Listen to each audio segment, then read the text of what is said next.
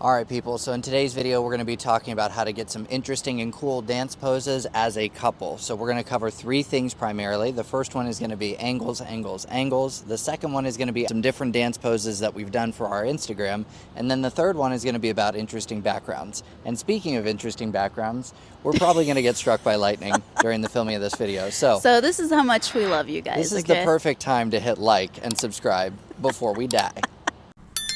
So our first suggestion would be get yourself a tripod if you can. They're not that expensive and it's going to give you more capabilities when you guys go to grab your own photos. In the past, Chelsea and I have used our shoes or water bottles to get shots, but the tripod definitely offers a better range of capability when you're trying to get your own pictures. So now we're going to go ahead and talk about angles. So your angles can be two different directions, from left to right, or you can look from bottom to top. So you guys are about to see a demonstration of the same exact movement that we call the gladiator, and it's going to be shot from, let's say, a good angle, a not so good angle, and then what we would figure would be the best angle or our favorite one. So for this first movement that we call the gladiator, this first angle that we're choosing, we're squaring the base up towards the camera, and then we're putting the flyer on the base's thigh. And we actually feel like this squared up, or I guess flat on kind of perspective, actually works really well for this first pose. Our method is to use video so that you can capture a photo. So what I would suggest is going through a couple of different arm stylings and a couple of different looks with the face, like where you're looking, so that you can get different snapshots and see which pose is your favorite. Now we're going to try to put Brandon at a diagonal, and we're going to go into the exact same pose, same place, and you're going to see as soon as I get up there that this is not a good angle. So it's the exact same pose, same spot, but because we've turned Brandon at a diagonal, it is not flattering. Either my leg covers his face, so I had to move over to the side, and it just does not look appealing at all. We are changing two things. First, we're changing the height, and then second, we're changing the lighting and the background just by flipping the camera 180 degrees and putting it on the ground. Look at me, Chelsea. I should be getting video of you too. This lift is a lot more challenging of a lift, so we're not talking about that, but if you do want to learn this one, you can go subscribe on our Instagram page. We have tutorials there that you can learn this specific lift. But already, just by changing the perspective and changing the height of the phone, you can tell that this is a much better picture, a lot cleaner. Because the light is in front of us now, we're lit up instead of being a shadow with the light behind us. Chelsea's right. Look at how cool this is. So cool. Brandon's not good at the selfie videoing. He's really bad at it. Oh, where are He's you going? like an old person. Oh, right, sorry. Right out into the road. Just pushing Brandon out to get hit by a car. It's going great so far. Okay, so we are walking to our next location. There's a couple of footpaths that are going to add depth to the shot because they lead your eye. So that's what we want to talk about. We want to kind of mix backgrounds with some standing shots, I think. I think that, nature is taking its course. This is typical of Brandon and I's photo shoots. Whenever we've made a decision to go ahead and get some video or shots, nature kicks in. But we always power through these moments, and they end up being like some of the coolest moments. Most memorable if we just keep it together and keep going. Yeah. I only have so many hands. You're gonna have to turn it off. Checking. Lots of checking. This one was not good. No? No, the slow-mo was better. No bueno? No, this is bad. You're so beautiful, señorita. Mi esposa. Muy bonita. The slow-mo was better. And I like the one hand. Okay. Look. We're gonna give it another bash, Chelsea. Oh, gorgeous. Now that we have angles covered, let's talk about some standing poses. So, like Chelsea was saying earlier, we like to use video to kind of explore different things. So you get into a pose, play around with where you're both looking, play around with lunging from one leg to the other.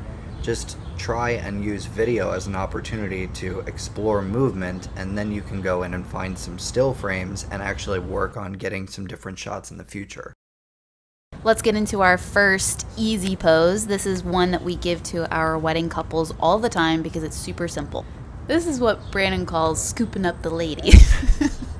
Okay, so yes, we are indeed scooping up the lady here. But the main thing for all of these lifts is just try and get as much height from your flyer as you can and get low as the base, so the lean actually becomes easier.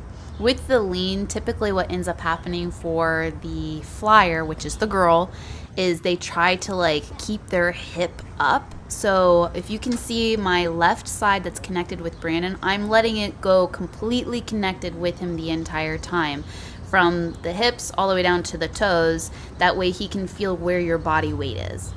And then bam, bonus. Little bonus back dippy. bend. There's another pose right there for you people. Again, we're using video here, but if you're using like a timed camera or a photographer or something like that, I want you to think of jump shots as like action shots that are suspended in time. So you don't have to hold each jump shot or pose forever. You just need to hold it long enough to where you can get those 1 or 3 frames where you actually have a nice clean shot. Another thing to keep in mind is jump shots don't always produce the prettiest movement in real life, but it can give you some of the coolest poses that you're ever going to get in a shot. So be willing to try them over and over and over again. And fall out of them and fall over out and of over them. and over again. Because it's not like an official dance move. We actually are not huge fans of the angle on this particular jump shot, but we can see if we were shooting it from different angles, then we would actually really enjoy the height and beauty of this shot. Yeah, I like this one a lot. I just think that if we would have just had you angled a little bit more towards the camera, it would have come out really good. Okay, so just a quick note on backgrounds. Like, we probably talk about it a little bit as we're going through some of the poses that we showed you guys earlier, but really what you're trying to do is you're trying to look for anything that you can that has leading lines that's going to create depth. So basically, our minds are really primed towards resolution. We like seeing finished things. So when you have lines somewhere in your photo or somewhere in your video that again is drawing the eye somewhere, it's not just a flat background like against a wall. So this is just one idea to like create depth inside of your movement. Okay, so this is like a bonus tip, but one thing I will say is something I had to learn the hard way is just try and tune out the people around you, because there's always going to be people around you when you're trying to film, when you're trying to get photographs, and you're going to feel really awkward, and just ignore all of that stuff and create a memory with your dance partner. Like, truly, it's not a weird thing to see people filming anymore. I think that was like a learning curve, because Taylor, my sister, she's a photographer, so she did like the first couple of things with us. Are we going the right way? Yeah. Okay.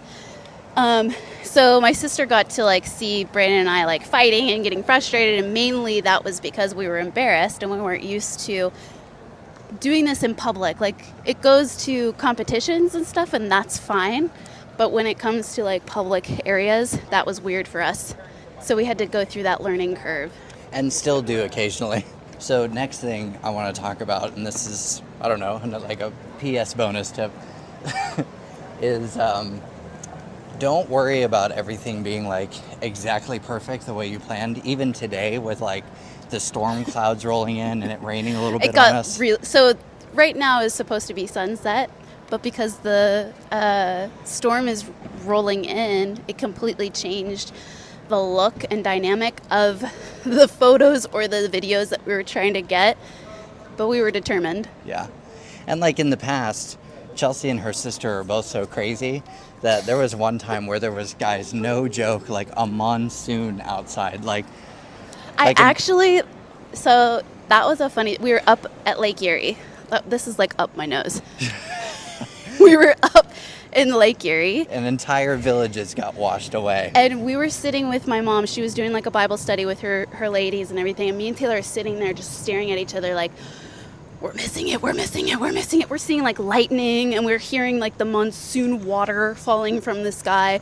And we were dying to get out there and play in it. And those are like some of my favorite photos we've ever gotten. And they're so amazing. For the first 10 to 15 minutes, I was like a moody booty. Like, he was such a buzzkill. I didn't want anything to do with it. It was soaked to the bone. It was just crazy. But like Chelsea said, these are some of the best photos and best experience that we've ever had. I wish we could recreate it, but it was kind of like, you can't. Like, a lot of people, like, we're going to throw some of the photos up here so you can see them.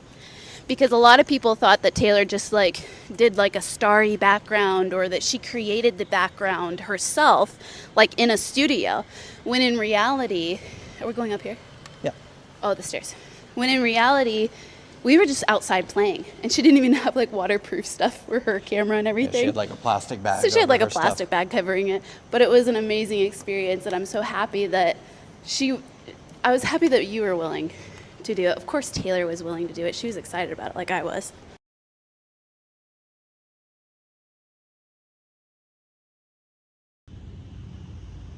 The reality of having a planned, I should probably have the mic on, shouldn't I? Okay. The reality of having a planned video day. Well, this is coming at us now. This nice beautiful storm. We had to wait till it got cooler because it's August, but we waited and now there's a storm coming. So, come hell or high water, we will be getting this video. What are you doing there, secret squirrel?